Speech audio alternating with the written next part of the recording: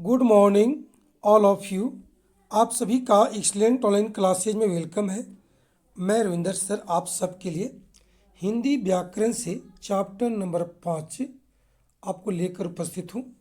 आज की इस क्लास में आप सब लोग वर्णमाला के बारे में एकदम बेसिक जानकारी को प्राप्त करेंगे। वर्णमाला में कुल कितने वर्ण होते हैं, आज मैं बस सिर्फ एक परिचय देने का काम किया हूँ। आइए एक एक करके सारी बातों को सुनिए और समझिए। सबसे पहले आप इस बात को समझिए कि जो वर्ण, जिसको हम लेटर भी कहते हैं, किसे कहा जाता है। तो देखिए, जो वर्ण का जो मूल बातें होती है वो लिखने के काम में आता है। अर्थात देखिए, अक्षर जो है, वर्ण यानी अक्षर, लिखने का प्रतीक है। हालांकि मैं यहाँ पर वर्ण और अक्षर को एक ही मान लिया हूँ, लेकिन जब कभी भी आप डीप में आएंगे, समझेंगे, तो वर्ण और अक्षर दो बातें हो जाती है। वर्ण लिखने के काम आता है, जबकि जो अक्षर जिसको हम बात बोलते हैं, जिसको हम बोलते वक्त एक झटका में यानी एक बार में जितना मैं बोल पाता हूँ उसी को अक्षर कहा गया है। चलिए यहाँ पर आप एक सिंपल वे में वर्ण और अक्षर को मान के चलिए कि लिखने का प्रतीक है। जो वर्ण है यह भाषा की सबसे छोटी इकाई है। यह ध्वनि की सबसे छोटी लिखित रूप है। यानी हम जो बोलते हैं, अगर उसको लिखित रूप देने का प्रयास करें तो जो पहली ज़रूरत होगी हमको, वो होगी वर्ण की। यानी बिना वर्ण के हम अपनी ध्वनि को, यानी जो हम बोल पाते हैं, उसको लिखित रूप नहीं दे सकते हैं। यानी ध्वनि को लिखित रूप देने के लिए सबसे जो पहली इकाई है, छोटी इकाई है, वो आपका वर्ण है। भाषा की वैसी सबसे छोटी इकाई जिसके खंड या टुकड़ा नहीं किया जा सकता है, उसे हम लोग वर्ण कहते हैं। आप देख सकते हैं, जैसे हमने लिखा कलम, कलम लिखा तो क, इसको तोड़ रहे हैं, क जोड़ ल जोड़ म। अब हम देखेंगे कि क्या क को हम और तोड़ सकते हैं। जी भाई, क टूटेगा, क व्यंजन मैंने हलंत लगे आधा हो गया, और वह क को ब्रेक किया मैंने तो क और अ मिला। जब ल को तोड़े तो आधा ल, मैंने ल में हलंत लगा हुआ है, जोड़ा, और म को तोड़ा तो मिला हमको आधा म और र। अब इसे अधिक नहीं टूट सकता है, तो नीचे जितना भी आपको दिख रहा होगा ये सब आपको वर्ण कहेगा। एक याद कीजिएगा, ठीक है। वर्णमाला, अब हम इसी को बता दें कि वर्ण समझ गया जिसका टुकड़ा नहीं कर सकते हैं, खंड नहीं कर सकते हैं, लिखने के लिए सबसे पहली जरूरत पड़ती है, अर्थात लिखने का प्रतीक है। अब देखिए, जितने सारे वर्ण होंगे, अगर उनको मैं व्यवस्थित रूप से लिख दूं, सजा दूं, तो उसी को क्या कहते हैं, वर्णमाला कहते हैं। तो आप देखिएगा, वर्णमाला में जो वर्ण आएंगे वो आपको दो रूप में आएंगे। एक मूल वर्ण है, एक मानक वर्ण है। मानक वर्ण उसको कहा गया है जो लिखित रूप में काम आता है, और मूल वर्ण वह कहा जाता है जो पहले से थे और हिंदी भाषा में उनको जगह दी गई, और बाद में जो मानक वर्ण होंगे उनको हिंदी को और विस्तृत रूप देने के लिए कुछ और अक्षरों को, कुछ वर्णों को मान लिया गया। देखिएगा, जो मूल वर्ण है वो 44 है। कौन कौन भाई? स्वर आपका उसमें 11 होगा, और व्यंजन कितना होगा? 33 होगा। कुल कितना हो गया? 44। एक बात को आप ध्यान से समझिएगा, मूल वर्ण में मात्र दो ही प्रकार के वर्ण हो गए, एक स्वर हो गया, एक व्यंजन हो गया। स्वर कितना हो गया? 11। व्यंजन कितना हुआ? 33। कुल कितना हुआ? 44। एग्जाम में बहुत बार पूछा है कि स्वर की संख्या कितनी है, तो आपको 11 बोलना है। व्यंजन कितना है तो 33 बोलना है। अगर दोनों को मिला के पूछेगा तो 44 कहिएगा। अब आइए मानक वर्ण। मानक वर्ण जो आपका है वो कुल 52 है भाई। अब देखिए, स्वर वही 11 हो जाएंगे, व्यंजन 33, अयोग व दू, संयुक्त व्यंजन आपका 4 है, उत्क्षिप्त आपका 2 हुआ, और कुल मिला कितना है? 52 है। आइए हम एक एक करके सभी वर्णों से अवगत हों, परिचित मैंने परिचय लें। और समझे। देखिएगा, अब हम लोग मानक वर्ण को ही देख लेते हैं। उनकी संख्या 52 है और मानक वर्ण में ही स्वर भी है और व्यंजन भी है। हालांकि स्वर व्यंजन को मूल वर्ण कहा गया, लेकिन मानक वर्ण भी उनको काउंटिंग किया गया और उनको मिला करके ही कुल जो मानक वर्ण हुए वो आपको 52 हुए।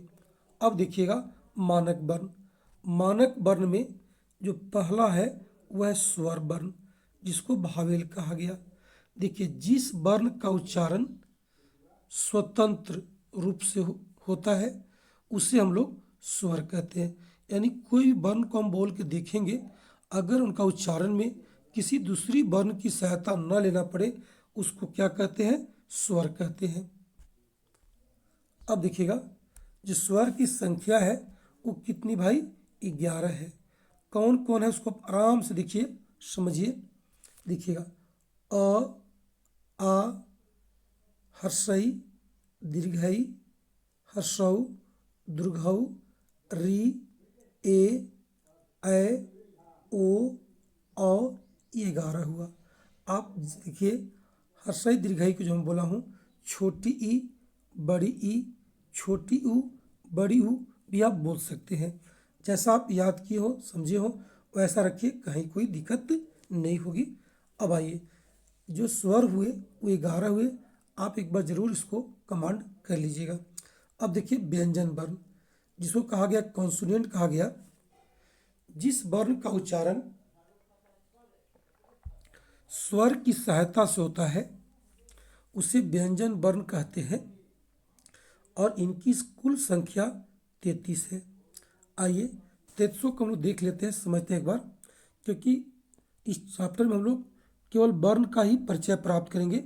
स्वर व्यंजन आपको अलग टॉपिक में पढ़ाएंगे, लेकिन आप स्वर जो वर्णमाला में जितने सारे वर्ण हैं, कितने कुल है भाई? 52 है। आप उनसे एक बार बहुत अच्छे से अवगत जरूर हो लीजिए। देखिएगा,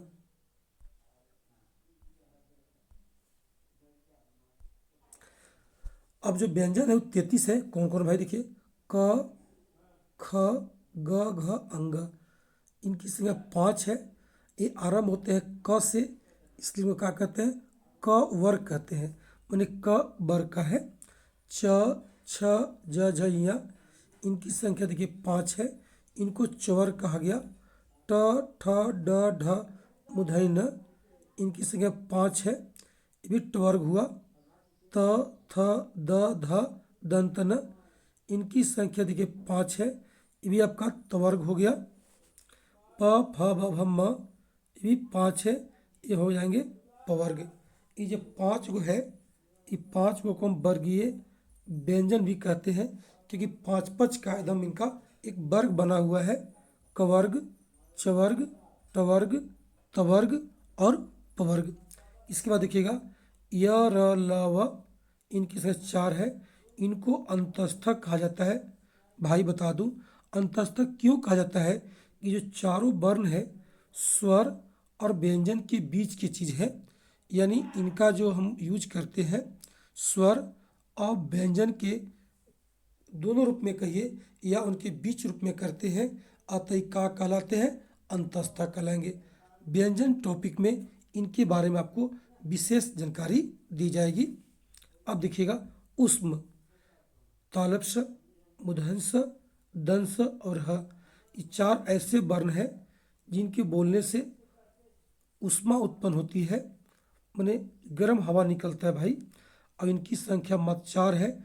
गर्म हवा निकलने के कारण ही इनको उष्म वर्ण भी कहा गया। अब देखिए, यही कुल मिला के आपको 33 वर्ण आपको हो जाते हैं। 5 50 25, ये वर्गीय व्यंजन हो गए। 4 आपका अंतस्थ हो गए, 4 आपका उष्म हो गए। कुल कितना हो गए? 33 हो गए। ये 33 का कहेंगे? व्यंजन कहेंगे। भाई देखिए, स्वर आपका 11 एकदम याद कर लीजिए ठीक से, और जो व्यंजन है उनकी संख्या आपको कितनी भाई? 33 है। कुल मिला के कितना हो जाता है? 44 हो जाएगा एकदम। कई बार भले आपको सवाल टॉपिक छोटा लगे, लेकिन इससे सवाल पूछे जाते हैं, पूछे भी गए हैं और पूछेंगे भी, ये मेरी पूरा उम्मीद है भाई। अब आइए अयोगवा देखिएगा। आयोग नहीं, अयोग पढ़ाएगा ही इसको, अयोगवा होता है। देखिएगा, स्वर जैसा अगर कोई दिखने वाला वर्ण है जिसका प्रयोग व्यंजन के साथ नहीं होता है उसे अयोगवा, अयोग मतलब होता है अयोग मतलब नहीं जुड़ना। आपको जानकारी होगी कि जितनी सारी स्वर हैं उस सब के सब व्यंजन को में जुड़ करके उनको पूरा करते हैं, लेकिन अंग और अ ये दो गो ऐसा वर्ण है बाबू जो कभी भी व्यंजन के साथ नहीं जुड़ता है, अतः इनको कहा गया अयोगवाह। और ये मात्र दो ही है, अंग और अ। ये भी एग्जाम में कई बार पूछा कि अयोगवाह की संख्या कितनी है, तो आपको कितना बोलना होगा, आपको दो बोलना होगा। कौन कौन है, तो बोलिए अंग और आ। उसके बाद आगे देखिएगा, हस्ताक्षर है, देखिएगा बहुत अच्छा। जिन वर्णों का निर्माण दो भिन्न वर्णों के मिलने से होता है, अगर कोई का निर्माण अकेला नहीं, दो भिन्न वर्ण मिलेंगे तब होगा, उसको हम लोग हस्ताक्षर वर्ण कहेंगे। और इनकी संख्या मात्र कितनी है, 4 है। देखिएगा, संयोगिया छ, आपको पता होगा इनका निर्माण जो है क और मूर्धन्य से होता है भाई। देखिए, स्वर तो बाद में आएंगे ही आएंगे, लेकिन दो भिन्न व्यंजन ही मिल गए यहाँ पे, जिसके कारण इनका हम लोग का नाम दिए संयुक्त वर्ण नाम इनको दे देंगे। से त्र है, त्र देखिए ये जो बनता है त और र से बनता है भाई। अगर हम ज्ञान की बात करें तो ज और इया से बनता है। आप समझ जाइए कि जहाँ दो को मिल के बनाएंगे उनको हम लोग संयुक्त वर्ण ही कहेंगे। और देखिए अगला है स्र, स्र जो बनता है भाई वो बनता है आपको तालब स और र से बनता है। इस तरह से इसको आप कंप्लीट समझने का प्रयास कीजिएगा कि ये जो 4 वर्ण है संयोगिया छ, त्र, ज्ञान और स्र, सबके सब जो है दो भिन्न अक्षरों के मिलने से बने हैं, अतः ये क्या कहेंगे, संयुक्त वर्ण कहलाएंगे। एकदम अच्छे से आप इसको कमांड कीजिएगा। ये भी एग्जाम में कई बार पूछा है कि संयोगिया छ का निर्माण किन दो वर्णों से हुआ है, ऑप्शन देगा मिला लीजिएगा भाई, किसी का भी पूछ सकता है।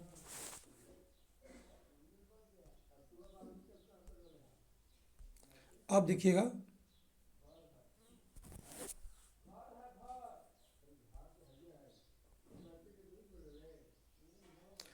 अगला है उत्क्षिप्त वर्ण।